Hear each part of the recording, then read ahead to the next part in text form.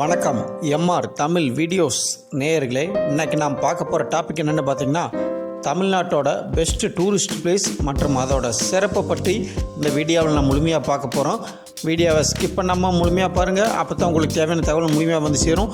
மேலும் சப்ஸ்கிரைப் பண்ணி bell button click பண்ணிங்க. வாங்க வீடியோக்குள்ளே போகலாம். முதலாவதாக நாம் பார்க்கக்கூடியது மதுரை மீனாட்சி அம்மன் கோவில்.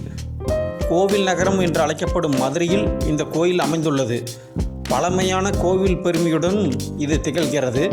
மேலும் குறிப்பிட்ட கோவிலின் கோபுரமும் மீனாட்சி அம்மன் சன்னதியும் பார்ப்பதற்கு ஒரு அழகான தோற்றத்துடன் காணப்படும். அடுத்ததாக நாம் பார்க்கக்கூடியது திருமலை நாயக் அரண்மனை. இந்த திருமலை நாயக் அரண்மனை நகரத்தின் இரண்டாவது சிறந்த சுற்றுலா தலமாகும். மேலும் இந்த அரண்மனை 17ஆம் நூற்றாண்டில் கட்டப்பட்டதாகும். அடுத்ததாக நாம் பார்க்கக்கூடிய இடம் என்னன்னு பார்த்தீங்கன்னா, கன்னியாகுமரி. இந்தியாவின் தெற்கு முனையில் அமைந்துள்ள ஒரு அற்புதமான இடமாகும். இந்த கன்னியாகுமரியில் நம்ம என்னென்ன பிளேஸ் பார்க்கலாம் அப்படின்னு பார்த்தீங்கன்னா, திருவள்ளுவர் சிலை. இந்த திருவள்ளுவர் சிலை பார்த்தீங்கன்னா 29 மீட்டர், அதாவது 95 அடி உயரம் கொண்டது. 11.5 மீட்டர், அதாவது 38 அடி பாறையில் இது அமைந்துள்ளது. அடுத்தது பார்த்தீங்கன்னா விவேகானந்தர் நினைவு பாறை. இந்த விவேகானந்தர் நினைவு பாறை விவேகானந்தர் நினைவாக 1970 கட்டப்பட்டது. அடுத்தது பார்த்தீங்கன்னா காந்தி நினைவு மண்டபம். மகாத்மா அஸ்தி அடங்கிய கலசம் மூழ்குவதற்கு முன்பு பொதுமக்கள் பார்வைக்காக வைக்கப்பட்ட இடத்தில் இந்த காந்தி மண்டபம் கட்டப்பட்டுள்ளது. அடுத்ததாக நாம் பார்க்கக்கூடிய பிளேஸ் என்னென்னு பார்த்தீங்கன்னா, கொடைக்கானல். தமிழ்நாட்டில் மலைகளின் இளவரசியாக திகழப்படும் கொடைக்கானலில் 12 ஆண்டுகளுக்கு ஒரு முறை பூக்கும் குறிஞ்சி மலர் செடிகள் பரவலாக வளர்கின்றன. அதனால் இம்மலையில் உள்ள முருகன் கோவிலுக்கு குறிஞ்சி ஆண்டவர் என பெயரும் உண்டு. இங்கே என்னென்ன பிளேஸ் சுற்றி பார்க்கலாம் அப்படின்னு பார்த்தீங்கன்னா, பேரிஜம் ஏரி, தேவதாரு வனம், குணா குகை, கொடைக்கானல் ஏரி, கோத்தகிரி நடை. அடுத்ததாக நாம் பார்க்கக்கூடிய பிளேஸ் என்னென்னு பார்த்தீங்கன்னா, வேளாங்கண்ணி தேவாலயம். இந்த வேளாங்கண்ணி தேவாலயம் தமிழகத்திலும் இந்திய நாட்டிலும் தலை சிறந்த கத்தோலிக்க திருத்தலங்களில் ஒன்றாக விளங்குகிறது. அடுத்து நாம் பார்க்கக்கூடிய பிளேஸ் என்னென்னு பார்த்தீங்கன்னா, ஊட்டி. நீலகிரி மாவட்டத்தின் தலைநகரான ஊட்டி இந்தியாவில் அதிகம் பார்வையிடப்பட்ட மலைவாச ஸ்தலங்களில் ஒன்றாகும். இந்த இடம் நீலகிரி மலைகளின் மையத்தில் கடல் மட்டத்திலிருந்து சராசரியாக 2240 மீட்டர் உயரத்தில் அமைந்துள்ளது இதோட சிறப்பாகும். மேலும் இங்கே என்னென்ன பிளேஸ் சுற்றி பார்க்கலாம் அப்படின்னு பார்த்தீங்கன்னா, தாவரவியல் பூங்கா, தொட்டபெட்டா சிகரம், முதுமலை தேசிய பூங்கா. அடுத்ததாக நாம் பார்க்க போகிற டாபிக் என்னென்னு பார்த்தீங்கன்னா, மகாபலிபுரம்.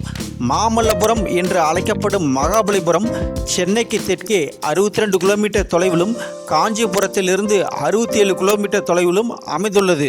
இதோட சிறப்பு என்னென்னு பார்த்தீங்கன்னா, உலக பண்பாட்டு சின்னம் என்று 1984 யுனெஸ்கோ அறிவித்தது. உலக பாரம்பரியங்களில் ஒன்றான மாமல்லபுரம் தொல்லியல் களத்தை இந்திய தொல்லியல் ஆய்வகம் பராமரித்து வருகிறது. இதோட சிறப்பாகும். அடுத்ததாக நாம் பார்க்கக்கூடிய பிளேஸ் என்னென்னு பார்த்தீங்கன்னா, கொடைக்கானல். தமிழ்நாட்டில் மலைகளின் இளவரசியாக திகழப்படும் கொடைக்கானலில் 12 ஆண்டுகளுக்கு ஒரு முறை பூக்கும் குறிஞ்சி மலர் செடிகள் பரவலாக வளர்கின்றன. அதனால் இம்மலையில் உள்ள முருகன் கோவிலுக்கு குறிஞ்சி ஆண்டவர் என பெயரும் உண்டு. இங்கே என்னென்ன பிளேஸ் சுற்றி பார்க்கலாம் அப்படின்னு பார்த்தீங்கன்னா, பேரிஜம் ஏரி, தேவதாரு வனம், குணா குகை, கொடைக்கானல் ஏரி, கோத்தகிரி நடை. அடுத்ததாக நாம் பார்க்கக்கூடிய பிளேஸ் என்னென்னு பார்த்தீங்கன்னா, ஏற்காடு. இந்த ஏற்காடு பார்த்தீங்கன்னா சேலம் மாவட்டத்தில் அமைந்துள்ளது. மேலும் ஏற்காடு கிழக்கு தொடர்ச்சி மலைத்தொடரில் உள்ள சேர்வராயன் மலையில் அமைந்துள்ளது.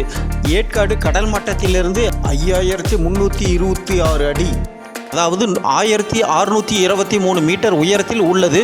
இது ஏழைகளின் ஊட்டி என்று அழைப்பார்கள். ஏரிக்காடு என்பதே ஏற்காடு என்று அழைக்கப்படுகிறது. இது சேலத்திலிருந்து 36 கிலோமீட்டர் தொலைவிலும் அமைந்துள்ளது. மேலும் 19ஆம் நூற்றாண்டில் சேலத்தில் தங்கியிருந்த ஆங்கிலேயர்கள் ஏற்காட்டை கண்டறிந்தார்கள்.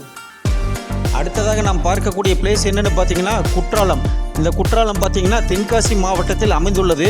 மேலும் திருக்குற்றாலம் குற்றாலநாதர் கோயிலால் இவ்வூர் இப்பெயர் பெற்றது. இவ்விடத்தை மையமாக கொண்டு எழுதப்பட்ட திருக்குற்றால குறவஞ்சி தமிழ் சிற்றிலக்கியங்களில் புகழ் பெற்றது. இது திருநெல்வேலியிலிருந்து 60 கிலோமீட்டர் தொலைவிலும், தென்காசியிலிருந்து 7 கிலோமீட்டர் தொலைவிலும், செங்கோட்டையிலிருந்து 5 கிலோமீட்டர் தொலைவிலும் அமைந்துள்ளது. என்ன நேர்களே, வீடியோ பார்த்துருப்பீங்க, பிடிச்சிருக்குன்னு நினைக்கிறேன். இந்த வீடியோவை லைக் பண்ணுங்கள், ஷேர் பண்ணுங்கள், கமெண்ட் பண்ணுங்கள். கீழே டிஸ்கிரிப்ஷனில் நமது டெலகிராம் சேனலோட லிங்க் கொடுத்துருப்போம், அதுலேயும் ஜாயின் பண்ணிக்கங்க. மேலும் அடுத்த ஒரு புது வீடியோவில் ஒரு புதுவிதமான தகவலோடு உங்களை மீண்டும் சந்திக்க வருகிறேன். அதுவரை உங்களிடமிருந்து விடைபெற்றுக் கொள்வது உங்கள் யூடியூப் சுமன். வணக்கம் நேயர்களே.